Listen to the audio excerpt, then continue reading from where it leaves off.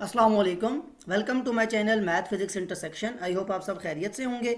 आज की इस नई वीडियो में हम क्लास 6 की एक्सरसाइज 9C को ही कंटिन्यू करेंगे। एक्सरसाइज 9C बेस करती है एवरेजेस ऑफ स्टेटिस्टिकल डाटा। जो पार्ट 1 की वीडियो है 9C की, उसमें काफ़ी डिटेल में मैंने बताया कि आप जब डाटा को देखते हैं, जैसे हमने 9A में स्टैट्स की जब बेसिक्स पढ़ी, हमने कहा कि डाटा का जो एनालिसिस है वो स्टैटिस्टिकल डाटा एनालिसिस के अंदर हम पढ़ेंगे।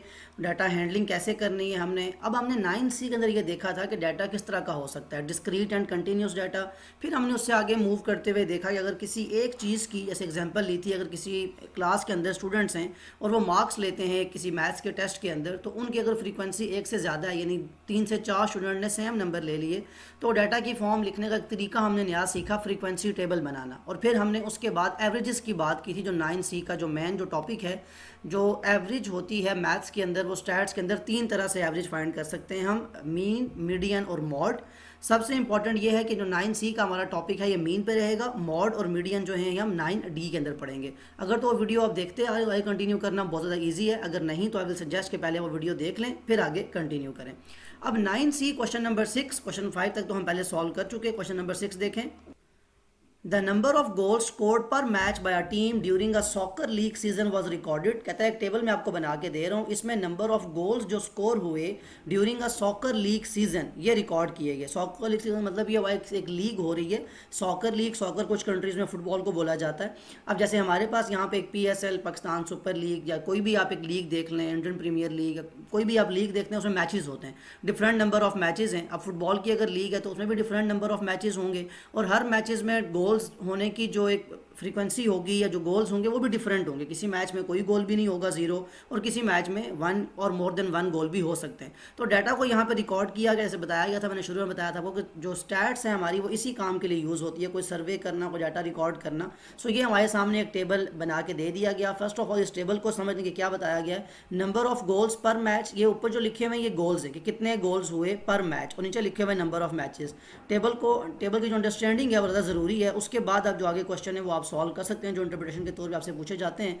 यहाँ मतलब क्या है कि 6 मैचेस ऐसे हुए जिसमें 0 गोल है, यानी कोई गोल नहीं है। फिर 8 मैचेस ऐसे हुए जिसमें 1 गोल हुआ। फिर 5 मैचेस ऐसे हुए जिसमें 2 गोल्स हैं। या डिफरेंट नंबर ऑफ मैचेस में डिफरेंट नंबर ऑफ गोल्स होने की फ्रीक्वेंसी है, वो टेबल बना दिया गया। अब आपसे जो 3 चीज़ें पूछी जा रही हैं, फर्स्ट ऑफ ऑल तो बहुत सिंपल है, find the total number of matches played, कितने मैचेस खेले गए। तो ये लिखा हुआ है नंबर ऑफ मैचेस, आप सिंपली इसको ऐड कर लेंगे, 6 + 8 + 5 + 6 + 2 + 2 + 1, 6 और 8 14, 14 और 5 19, और 6 25, 25 और 27 29 और 30। तो आप सिंपली लिख देंगे 30 इज़ द आंसर। सिंपल आपने मैचेस को ऐड करना था। Next second part, find the total number of goals scored. अब यहाँ ज़रा इंटरेस्टिंग है, तो ये मैं कंप्लीट आपको लिख के सॉल्व करवाता हूँ कि सेकंड जो पार्ट है इसका सोल्यूशन क्या बनता है। देखें अब गोल्स कितने हुए। अब देखें फोकस तो ये करना है, अगर ऊपर वाली लाइन आप देखें तो 0 1 2, लेकिन ये गोल्स तो नहीं है। ये तो ये देखें, अगर मैंने शुरू में बताया कि 6 मैचेस ऐसे हुए कि उसमें 0 गोल है, तो फर्स्ट ऑफ ऑल आप ये ख्याल करेंगे, मैंने बताया भी था आपको स्टार्ट की वीडियो के अंदर कि FX यानी जो फ्रीक्वेंसी है उसको डाटा के साथ मल्टीप्लाई करना पड़ता है, प्लस। अब 8 मैचेस ऐसे हैं जिसमें 1 गोल हुआ है, तो ओवरऑल गोल कितने हुए हैं, 8 1 ज़ार 8। ठीक है, एक एक मैच में गोल तो 1 हुआ है, लेकिन ऐसे 8 मैच हुए हैं तो गोल 8 हो जाएंगे। तो 8 1 ज़ार 8, इसको प्लस कर लेंगे आप किसके साथ। नेक्स्ट आपके पास 5 मैचेस ऐसे हैं जिसमें 2 गोल्स हैं, तो 5 2 ज़ार 10। फिर आपके पास 6 मैचेस ऐसे हैं जिसमें 3 गोल्स हैं, ये भी अपने पास नोट डाउन कर लें। प्लस आपके पास 2 मैचेस ऐसे हैं जिसमें 4 गोल्स हुए, ये भी अपने पास नोट डाउन करें। फिर आपके पास 2 मैचेस ऐसे हैं जिसमें 5 गोल्स हुए, और लास्ट में एक मैच ऐसा हुआ जिसमें 6 नंबर ऑफ गोल्स हुए। यहाँ पे गोल्स की तादाद ज़्यादा है, आप सिंपली इसको ऐड कर लेंगे, 6 0 ज़ार 0 + 8 1 ज़ार 8 + 5 2 ज़ार 10, और उसके बाद आपके पास आ जाएगा 6 3 ज़ार 18 + 2 4 ज़ार 8 + 2 5 ज़ार 10 + 6 1 ज़ार 6। अब ये नंबर ऑफ गोल्स हैं, इनको ऐड करें, 0 + 8 8, 8 + 10 18, 18 और 18 कितना होता है 36, 36 और 4, 36 और 8 सॉरी 44, 44 और 10 54, 54 और ये 10 से + 6 = 60। यानी 30 मैचेस जो हुए उनमें कितने गोल्स हुए, 60 गोल्स। अब किसी मैच में कम किसी में ज़्यादा, लेकिन ओवरऑल 60 गोल्स हुए। ये भी अपने पास यहाँ नोट डाउन कर लें, ये आपका सेकंड पार्ट का आंसर हो जाएगा। बहुत सिंपल है। अब नेक्स्ट थर्ड पार्ट देखते हैं। थर्ड पार्ट में पूछा जा रहा है आपसे कि find the mean number of goal scored per match by the team, यानी थर्ड पार्ट के अंदर आपको अब mean number of goals find करने हैं। मीन का फॉर्मूला क्या होता है, ये थर्ड पार्ट का सोल्यूशन है, ठीक है, यहीं मैं लिख देता हूँ। तो मीन का फॉर्मूला आपके पास होता है sum of data by number of data. अब यहाँ पे डाटा क्या है, आपसे पूछा जा रहा है गोल्स कितने हुए, तो सम ऑफ गोल्स के ओवरऑल गोल्स कितने हुए divide by number of matches, यानी कितने मैचेस में गोल हुए, ये आपकी एवरेज होगी जिसको आप मीन कहते हैं। तो नंबर ऑफ गोल्स अभी आपने फाइंड किया 60 गोल्स हुए ओवरऑल, नंबर ऑफ मैचेस 30 थे, यानी फर्स्ट पार्ट और सेकंड पार्ट को आपने यूज़ किया। डिवीजन हो सकती है सिंपल, कैलकुलेटर की यूज़ करने की ज़रूरत नहीं है, 3 1s आर 3 2s आर, तो 2 आपका आंसर आ गया। क्या इन्फॉर्मेशन मिली कि ओवरऑल जो 30 मैचेस हुए उसमें अगर हम एवरेज देखें या मीन देखें तो 2 गोल्स पर मैच हमने देखा इस टेबल के अकॉर्डिंग, इस रिकॉर्ड के जो आपको शो किया गया टेबल की फॉर्म में, इसके अकॉर्डिंग हर मैच में 2 गोल्स हुए हैं एवरेज। लेकिन अगर हम डिटेल में देखें उस डाटा को तो हमें नज़र आता है कि हर मैच के अंदर डिफरेंट गोल्स हुए थे, किसी में 0 गोल्स हैं, किसी में एक मैच ऐसा भी जिसमें 6 गोल्स हैं। सो ये डिटेल क्वेश्चन 6 मैंने आपको दोबारा करा दिया, जिसमें आपका फॉर्मूला भी रिवाइज हो गया और शुरू में जो कॉन्सेप्ट है उसकी बात भी हो गई। मूव करते हैं क्वेश्चन नंबर 7 की तरफ। Question number 7. The number of days the students in a class were absent from school in a town was recorded. कहता है हमने एक सर्वे किया और डाटा रिकॉर्ड किया कि एक टाउन के अंदर एक स्कूल है, वहाँ कितने स्टूडेंट्स हैं जो कितने नंबर ऑफ डेज में एबसेंट रहते हैं, यानी एक मंथ की अगर एक बात की जाए, आप डाटा कलेक्ट करते हैं और आप देखते हैं कि अपने सर्वे करने के बाद जो डाटा है उसको एक टेबल की फॉर्म में, फ्रीक्वेंसी टेबल की फॉर्म में डाटा लिख के दिखा दिया आपको। मैं क्यों कह रहा हूँ फ्रीक्वेंसी टेबल की फॉर्म में डाटा है कि अगर आपके पास एक क्लास में स्टूडेंट बहुत ज़्यादा हैं तो आप ये चेक करने के बजाय कि हर स्टूडेंट के नाम के आगे मेंशन करें, या अगर जैसे ये लिखा हुआ है, फर्स्ट ऑफ ऑल मैं अक्सर क्या करता हूँ पहले टेबल को समझ लें, फिर आपको अगली बात करना बहुत ज़्यादा ईजी हो जाता है। नंबर ऑफ स्टूडेंट्स ये लिखे हुए हैं, ऊपर लिखा हुआ है नंबर ऑफ डेज एब्सेंट, यानी 23 स्टूडेंट ऐसे हैं जिन्होंने कोई एब्सेंट मतलब उनकी एब्सेंस नहीं है, वो स्कूल आते रहे कंटिन्यूस। और फिर 4 स्टूडेंट ऐसे हैं जिन्होंने एक दफ़ा स्कूल से जो है वो एब्सेंट हुए हैं, वो बाकी उनके कंटिन्यूस आते रहे वो भी।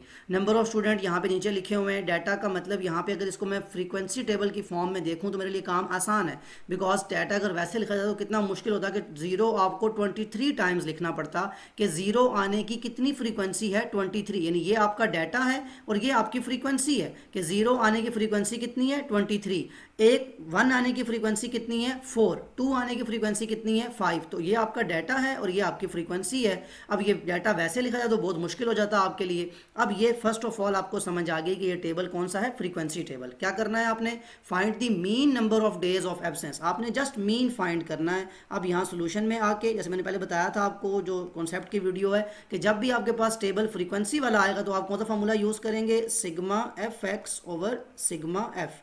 अब सिग्मा का मतलब समीशन होता है, एफ एक्स का मतलब डाटा और एफ को मल्टीप्लाई कर लें, जो भी डाटा आपको गिवन दिया है। जैसे अभी आपने नंबर ऑफ गोल्स देखे थे कि 6 मैचेस हैं तो इतने गोल्स हैं, वही कॉन्सेप्ट यहाँ यूज़ होता है। 23 टाइम्स ऐसा हुआ कि कोई स्टूडेंट एब्सेंट नहीं हुआ, ये फ्रीक्वेंसी है, तो आप सिंपली मल्टीप्लाई कर देंगे 0 मल्टीप्लाई बाय 23, यानी आपने एफ को एक्स से मल्टीप्लाई कर दिया। फिर प्लस आप आगे दोबारा वो देखते जाएंगे कि 1 आने की फ्रीक्वेंसी 4 है, देन स्टिल आपके पास आगे 2 आने की मतलब फ्रीक्वेंसी 5 है, यानी 2 एब्सेंट्स हों स्टूडेंट, इस तरह के 5 स्टूडेंट्स हैं जो 2 टाइम्स एब्सेंट हुए होंगे। फिर 3 टाइम्स कोई एब्सेंट हुआ हो, ये 2 स्टूडेंट ऐसे हैं जो 3 टाइम्स एब्सेंट हुए हैं। फिर 4 टाइम कोई एब्सेंट हुआ हो, ये 2 स्टूडेंट्स ऐसे हैं जो 4 टाइम एब्सेंट हुए हैं। 5 टाइम कोई एब्सेंट हुआ हो, ये एक स्टूडेंट ऐसा है जो 5 टाइम पूरे मंथ में एब्सेंट हुआ है। प्लस 6 टाइम्स कोई एब्सेंट हुआ हो, ऐसे 2 स्टूडेंट्स हैं, और एक स्टूडेंट तो ऐसा भी है जो 9 टाइम्स एब्सेंट हुआ है। ये आपके पास सिग्मा एफ एक्स का मतलब है। ब्रैकेट में क्यों लगाता हूँ, जस्ट टू मेक श्योर कि आपको ये मल्टीप्लाई और डिवाइड का डिफरेंस समझ आए कि अंदर जो टर्म्स है इन्हें मल्टीप्लाई किया जा रहा है, बाहर आपके पास प्लस है, और डिवाइड बाय अब सम ऑफ फ्रीक्वेंसी, यानी कितने स्टूडेंट्स थे आपके पास ओवरऑल, तो ये फ्रीक्वेंसी का टेबल बना हुआ है, इसको आप सिंपली ऐड कर लेंगे। That is 23 plus 4 plus 5 plus 2 plus 2 plus 1 plus 2 plus 1। Simply अब यहाँ पे आपको मल्टीप्लिकेशन करनी है और ऐड करना, कैलकुलेटर आपको अलाउड है, टाइम वेस्ट करने के बजाय आप सिंपली उसको यूज़ कर लेंगे। 0 मल्टीप्लाई बाय 23 0 होता है, तो आप ये लिख लें 0 प्लस ऑल दो के 0 से कोई फर्क तो नहीं पड़ेगा। 4 1s आर 4, 4 को ऐड कर लें, प्लस 2 5s आर 10, इसको ऐड कर लें, 3 2s आर 6, इसको ऐड कर लें, 4 2s आर 8, मल्टीप्लाई करके मैं ऐड करता जा रहा हूँ, प्लस 4 2s आर 8 हो चुका, और 5 1s आर 5, सॉरी इसको यहाँ पे आप 5 ऐड कर लें। फिर आपके पास 6 2s आर 12, ये ऐड कर लें, और लास्ट में आपके पास आ जाएगा 9 1s आर 9। तो ओवरऑल 54 आपके पास नंबर ऑफ एब्सेंटीज हैं जो आपकी हुई हैं ओवरऑल एक मंथ के अंदर, और divided by number of data कितना है आपके पास, स्टूडेंट्स कितने, 23 + 4 + 5 + 2 + 2 + 1 + 2 + 1 दैट इज़ 40। यानी नंबर ऑफ स्टूडेंट्स 40 हैं और एब्सेंटीज कितनी है 54 एक मंथ के अंदर। तो मीन क्या होता है 54 डिवाइडेड बाय 4 यानी 40 sorry number of data divide by sum of data divide by number of data, तो 1.35 आपके पास आंसर आ गया। तो मीन ने क्या बताया आपको, जो एवरेज का एक फार्मूला था कि अगर आप एवरेज देखें तो एक दिन के अंदर कितने स्टूडेंट्स एब्सेंट हुए 1.35। अब 35 का मतलब पॉइंट का मतलब ये नहीं है कि कोई हाफ स्टूडेंट एब्सेंट हुआ, जस्ट एवरेज हमें ये बताती है कि मोर देन 1 स्टूडेंट एब्सेंट था अगर आप पूरा ओवरऑल एवरेज निकालें। सो ये था क्वेश्चन नंबर 7। अगेन आपको फ्रीक्वेंसी टेबल और आपको उसको अप्लाई करना यहाँ आपने सीखा कि सिग्मा का फार्मूला अप्लाई कैसे होता है। अगेन वही सिंपल बात है, वही मीन का फार्मूला है, कोई चेंज नहीं है, जस्ट फ्रीक्वेंसी टेबल का जो आपका टेबल है उसको आपको समझना आना चाहिए कि आप कैसे उसको मल्टीप्लाई और ऐड करते हैं। मूव करते हैं क्वेश्चन नंबर 8 की तरफ। Question number 8, for each of the following find the mean of the distribution. कि आपको 2 पार्ट्स दिए जा रहे हैं ए और बी और आपको इनका मीन फाइंड करना है। अगेन मीन का फॉर्मूला आपने अप्लाई करना है, लेकिन यहाँ पे क्वेश्चन को डाटा की फॉर्म में गिवन नहीं है, बल्कि आपके सामने 2 फिगर्स बनी हुई हैं। एक को हम कहते हैं डॉट डायग्राम और एक स्टेम एंड लीफ डायग्राम, जो कि मैं कॉन्सेप्ट के स्टार्ट में बार उसकी बात कर रहा हूँ बिकॉज मैं वहाँ काफ़ी डिटेल में इनके बारे में बात कर चुका हूँ कि कैसे आपने इनको फाइंड करना है। First of all dot diagram देखें। अब देखें इससे पहले आपको नहीं बताया गया कि बात किस चीज़ के बारे में हो, डाटा आपने क्या कलेक्ट किया, क्या सर्वे किया, क्या आपका टेबल था फ्रीक्वेंसी का। जस्ट ये डॉट डायग्राम काफ़ी है आपको एक्सप्लेन करने के लिए कि 6 आने की फ्रीक्वेंसी 1 है। अब चाहे वो कोई आपने सर्वे किया किसी स्कोर का, किसी आपके पास कोई गेम खेल रहे हैं, कोई आपने कोई कंस्ट्रक्शन की कोई चीज़ कर रहे हैं, कुछ भी आप काम कर रहे हैं, आपको जस्ट टेबल ये बता रहा है कि 6 आने की या किसी चीज़ के 6 होने की फ्रीक्वेंसी 1 है, ये आपको डॉट डायग्राम बता रही है। 7 आने की फ्रीक्वेंसी 2 है, 8 आने की फ्रीक्वेंसी 1 है। ये आपके पास फ्रीक्वेंसी और टेबल आपके सामने गिवन है, आपने जस्ट क्या करना है फार्मूला अप्लाई करना है। तो अगर ए पार्ट हम पहले सॉल्व करते हैं, solution of A part, mean find करना है आपने, और आपको समझ आ रही है फ्रीक्वेंसी की बात हो रही है बिकॉज ऊपर डॉट लगे हुए हैं। तो फार्मूला कौन सा अप्लाई होगा, sigma F x over sigma F. Sigma F again summation को शो करता है। अब यहाँ पे सिग्मा एफ एक्स का मतलब क्या है कि 6 आने की फ्रीक्वेंसी 1 थी, तो 6 × 1 प्लस 7 आने की फ्रीक्वेंसी 2 थी, तो 7 को 2 से मल्टीप्लाई कर लें, प्लस 8 आने की फ्रीक्वेंसी 1 थी, 8 को 1 से कर लें, प्लस 9 आने की फ्रीक्वेंसी 4 थी, 9 को 4 से मल्टीप्लाई कर लें, प्लस 10 आने की फ्रीक्वेंसी 3 थी, इसको 3 से मल्टीप्लाई कर लें, प्लस 11 आने की फ्रीक्वेंसी 1 है और प्लस 12 आने की फ्रीक्वेंसी भी 1 है। फ्रीक्वेंसी के लिए आप मल्टीप्लिकेशन करते हैं, दरमियान में प्लस का साइन है, और ये सब कुछ किससे डिवाइड होगा, बाय सिग्मा एफ। यानी फ्रीक्वेंसी क्या है, फ्रीक्वेंसी देखें यानी नंबर ऑफ डाटा कितना है आपके पास, तो 1 2 3 4 5 6 7 8 9 10 11 12 13 यानी 13 सिग्मा एफ बनता है। फ्रीक्वेंसी ओवरऑल कितनी है सिग्मा एफ, यानी डाटा कितना था आपके पास 13। अब नेक्स्ट स्टेप बहुत ज़्यादा इजी है, आप इसको लिख लें, 6 1s are 6 plus 7 2s are 14 plus 8 1s are 8 plus 9 4s are 36 plus 10 3s are 30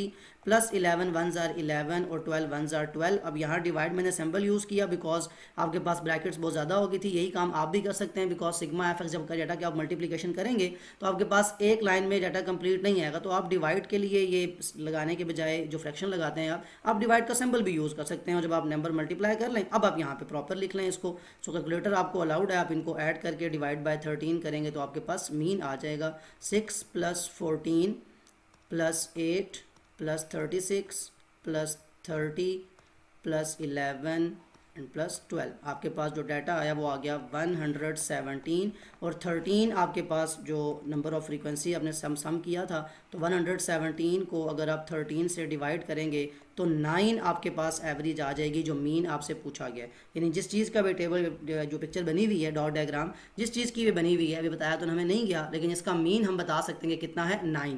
यानी किसी भी काम के होने की जो एवरेज इसमें जो फ्रीक्वेंसी है वो कितनी है 9। ये हमने क्वेश्चन सॉल्व करके बता दिया। अब यहीं पर इसको रेस कर लेते हैं बिकॉज बी पार्ट के अंदर भी आपको नज़र आ रहा होगा स्टेम एंड लीफ डायग्राम, ये भी एक फ्रीक्वेंसी ही लिखने का तरीका है। इसके लिए भी आप फार्मूला यही यूज़ करेंगे। अरे तो मैं समझा देता हूँ कि इसका मतलब क्या है।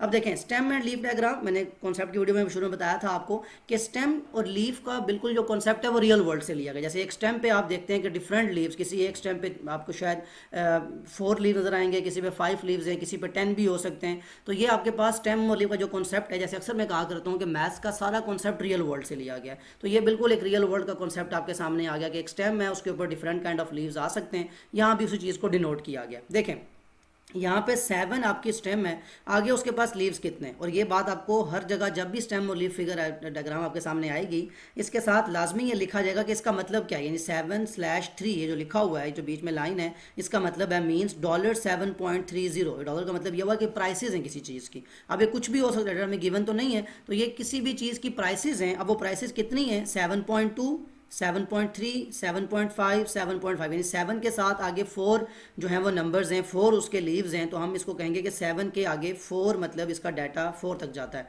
8 के साथ 8.2, 8.7, 8.8, 8.8, 8.9 3 टाइम्स है, तो 1 2 3 4 5 6 7, 7 आगे लीव्स हैं 8 के, 9 के आगे 4 लीव्स हैं और 10 के आगे 3 लीव्स हैं। ये फ्रीक्वेंसी है, यानी ये रिपीटेशन हो रही है आपके पास, ये डाटा है कंप्लीट। अब आप जब इसको फ्रीक्वेंसी की फॉर्म में या सम ऑफ सिग्मा एफएक्स की फॉर्म में लिखेंगे तो कैसे लिखेंगे, देखें ज़रा। मीन फाइंड करने जा रहे हैं अब 7 डाटा जो आपके पास है क्या है, 7.2 प्लस 7.3 प्लस 7.5 2 टाइम्स, ये आपके पास 7 का डाटा कंप्लीट हो गया। चाहे तो उसके अगर ब्रैकेट भी लगा सकते हैं, लेकिन ऑल दो अब मल्टीप्लिकेशन तो आप कर नहीं रहे इसलिए ज़रूरत नहीं है। अगर डिफिकल्टी फेस हो तो आप लगा सकते हैं, अदरवाइज ज़रूरत नहीं है। 8 के साथ कितने लीव्स हैं आगे, अब वो वैल्यू लिखना शुरू कर दें, 8.2 plus 8.7 plus 2 times 8.8, 3 times 8.9, 8.9 plus 8.9, और फिर 9 के साथ 4, 9.1 प्लस 9.3 प्लस 9.7 प्लस 9.7, 4 इसके लीव्स थे वो भी लिख लिए, और लास्ट में 10 के 3 हैं तो 10.2 प्लस 10.7 प्लस 10.8, ये आपके पास कंप्लीट डाटा हो गया। और सिग्मा एफ एक्स को क्या करना होता है, डिवाइड करना होता है। मैंने क्या बताया कि जब आपके पास ऐसी नंबर ज़्यादा हो जाए तो आप डिवाइड का सिंबल यूज़ कर लिया करें।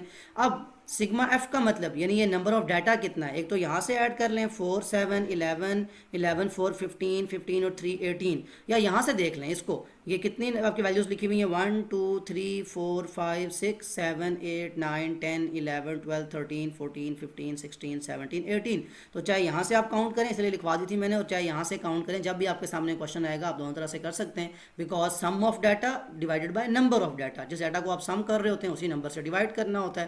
कैलकुलेटर आपको अलाउड है, आप सिंपली इसको ऐड कर लें और फिर डिवाइड कर लें।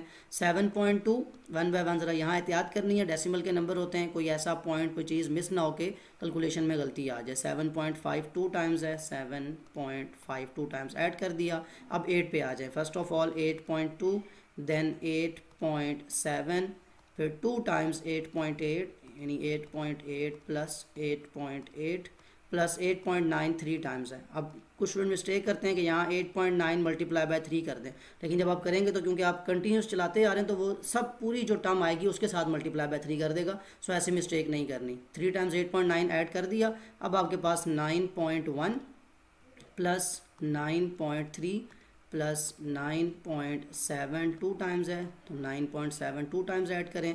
फिर आपके पास 10 की वैल्यूज शुरू हैं, 10.2 प्लस 10.7 प्लस 10.8, और लास्ट में ये जो आंसर आ गया 160.2, इसको आपने डिवाइड करना है 18 के साथ। अपने पास पहले लिख लें 160.2, अब डिवाइड जो वहाँ सिंबल था यहाँ उसको फ्रैक्शन की फॉर्म में लिखा, और 160.2 आपके पास जो है ये डिवाइड होगा। पहले इसको क्लियर कर लें ताकि आपके पास वो जो प्लस का आपने किया हुआ था उसका मिस्टेक ना हो। 160.2 डिवाइड करना है आपने 18 के साथ, तो आपके पास जो वैल्यू आ जाएगी वो आ जाएगी 8.9। और ये किसकी बात हो रही थी, डॉलर के अंदर, वैल्यू डॉलर के अंदर थी ना, तो डॉलर लिख लेंगे आप, डॉलर 8.9 और साथ में ज़ीरो लगा लें या 8.9 लिखें, कोई फ़र्क नहीं पड़ता उससे।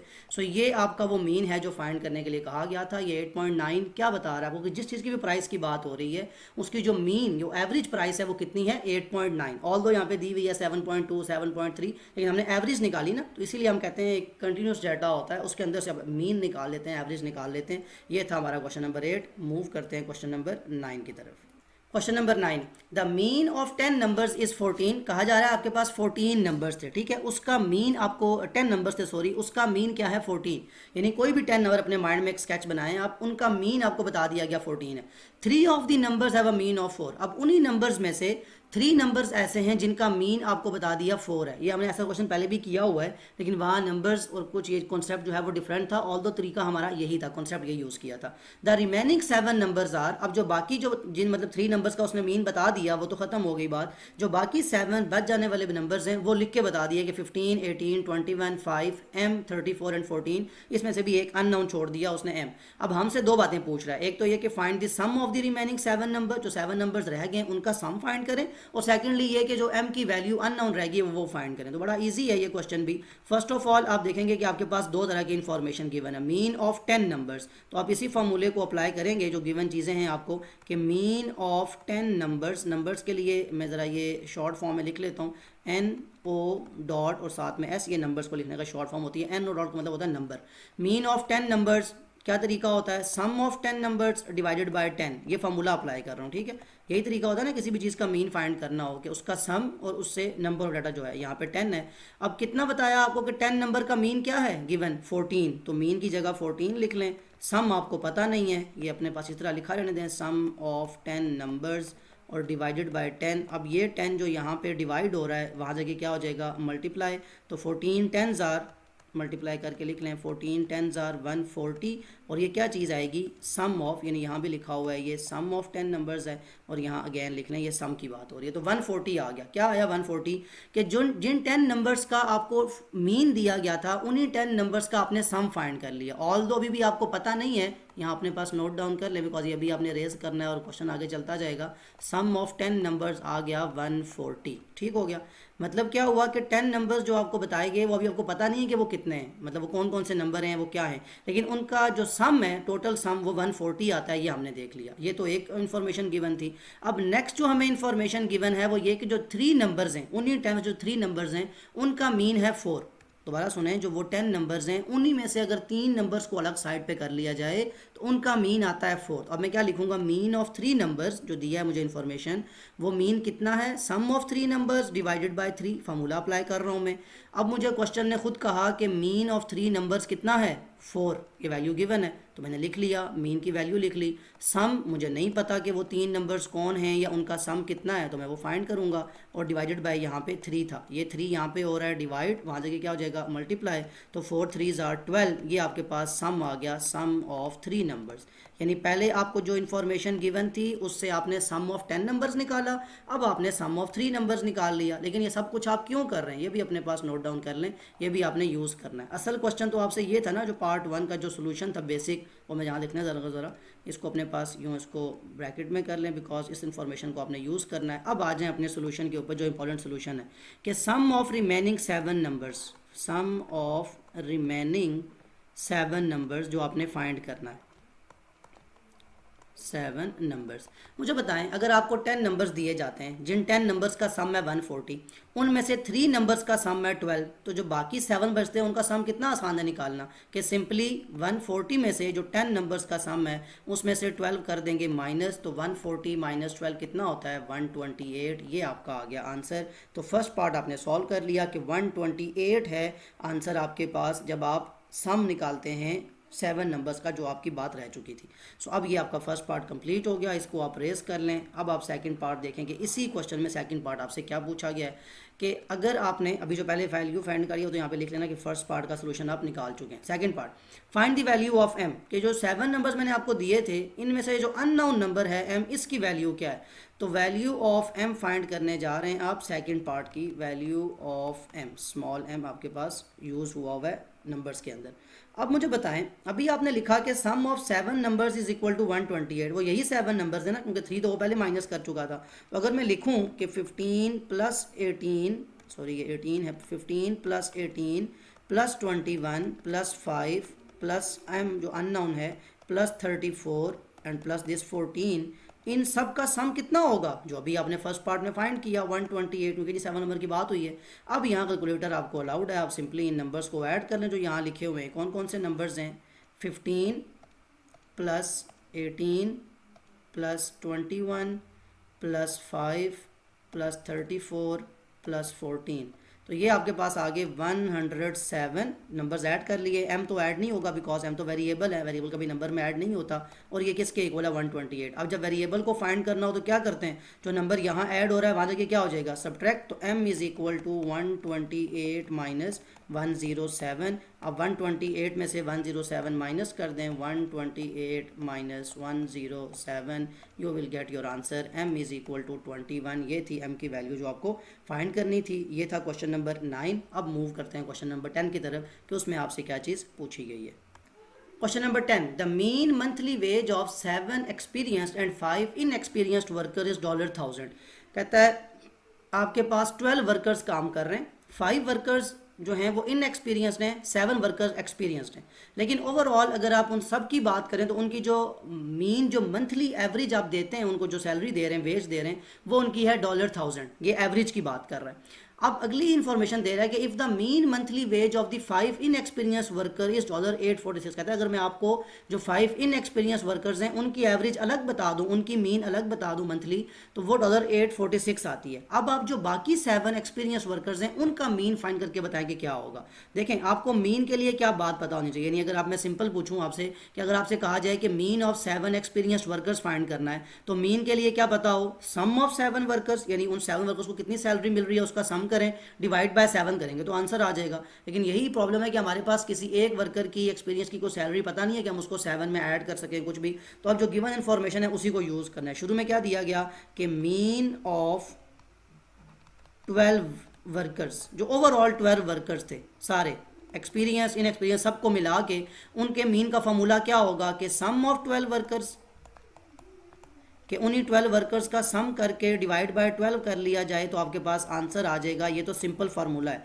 लेकिन आपको क्वेश्चन में सम नहीं पता, लेकिन आपको मीन बता दिया गया कि उन सब की जो एवरेज वेजेस हैं वो हैं $1000।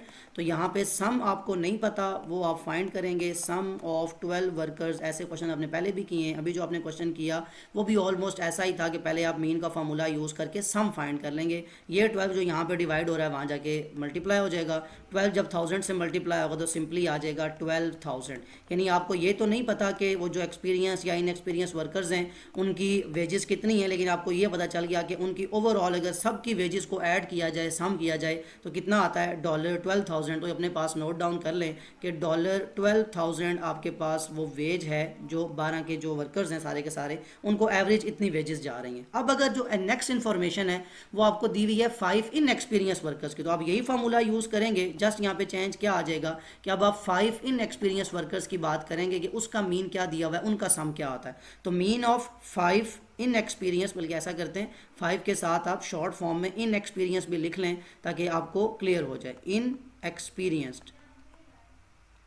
Experience workers, sum of 5 inexperienced workers, INEXP inexperience को मैं शॉर्ट फॉर्म में लिख रहा हूँ कि इन एक्सपीरियंस वर्कर्स जो थे उनकी मीन आपको दी हुई थी $846।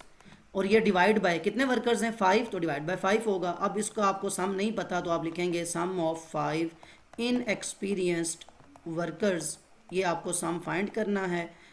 मीन आपको पता था $846 डिवाइड बाय 5 हो रहा है। जो 5 यहाँ डिवाइड हो रहा है वहाँ से क्या हो जाएगा मल्टीप्लाई। 846 मल्टीप्लाई बाय 5 कैलकुलेटर आपको अलाउड है, यही आपने आगे यूज़ भी करना है। तो यहाँ पे इसको प्लेस कर लें। 846 मल्टीप्लाई बाय 5 आपके पास आ जाएगा 4230। और ये किस में है, डॉलर्स में। ये किस चीज़ का सम आया आपके पास, सम ऑफ 5 इनएक्सपीरियंस्ड वर्कर्स।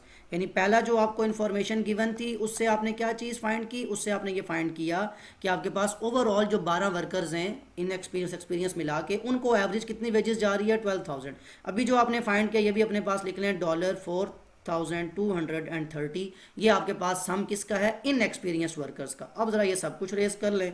अब हम बात करने जा रहे हैं जो हमने इन्फॉर्मेशन जो हमें गिवन थी उसके मुताबिक हम देखेंगे कि हमारे पास क्या चीज़ इन्फॉर्मेशन हमारे पास होनी चाहिए। So first of all calculator यहाँ पे साइड पे कर रहा हूँ मैं, ये मीन भी यहाँ से रेस कर लें।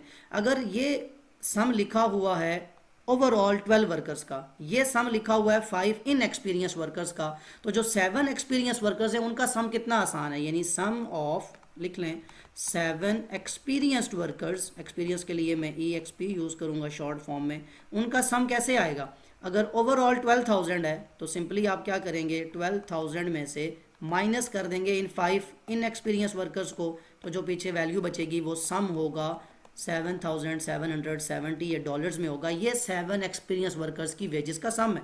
लेकिन क्या हमें सम फाइंड करना था? नहीं, हमें तो उसने मीन पूछा था, तो दैट मीन हमें मीन का फॉर्मूला लगाना पड़ेगा। तो मीन क्या होता है कि सम ऑफ 7 एक्सपीरियंस्ड वर्कर्स, जो आपको सम अभी आपने फाइंड किया है, इसको आपको डिवाइड करना पड़ेगा 7 से।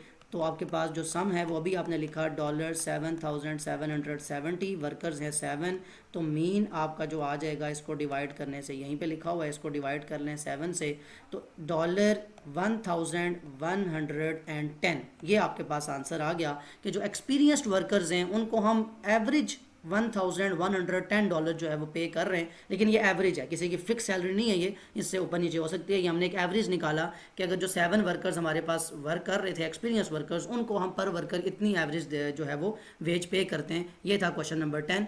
अब यहाँ आपकी एक्सरसाइज कंप्लीट होती है। काफ़ी डिटेल के अंदर मैंने सारे क्वेश्चन यहाँ सॉल्व कर दिए हैं। क्वेश्चन कुछ ऐसे भी हैं जो वर्ड प्रॉब्लम, जैसे यहाँ पे आपने देखा जहाँ पे सम का फार्मूला आपने लगाना है। अदर देन दैट तो जितना भी आपका कॉन्सेप्ट है वो सारा का सारा एक्सरसाइज 9C में मीन ही आप फाइंड कर रहे हैं, यानी एवरेज ही फाइंड कर रहे हैं। अब कुछ वर्ड प्रॉब्लम है, कुछ में आपने डॉट डायग्राम, आपने स्टेम एंड लीफ डायग्राम को यूज़ किया, वहाँ से आपने वैल्यूज़ निकाली मीन की, और आपने सम निकाला डिफरेंट जो है वो वर्ड प्रॉब्लम के अंदर। सो जितना भी कॉन्सेप्ट है वो काफ़ी इंटरेस्टिंग भी है, और वर्ड प्रॉब्लम भी आपको यहाँ पे नज़र आते हैं जो रियल वर्ल्ड से आपको नज़र आते हैं कि लिए गए हैं, और उस पर आप एवरेज फाइंड करते हैं। आई होप जितना भी कॉन्सेप्ट है, जितनी बातें आपने यहाँ पे सीखी वो समझ आ चुकी होंगी। स्टिल कोई ऐसी बात, कोई ऐसा क्वेश्चन जो समझ ना आया हो, कमेंट में ज़रूर मेंशन कर सकते हैं। Other than that, take care of yourself. अल्लाह हाफिज़।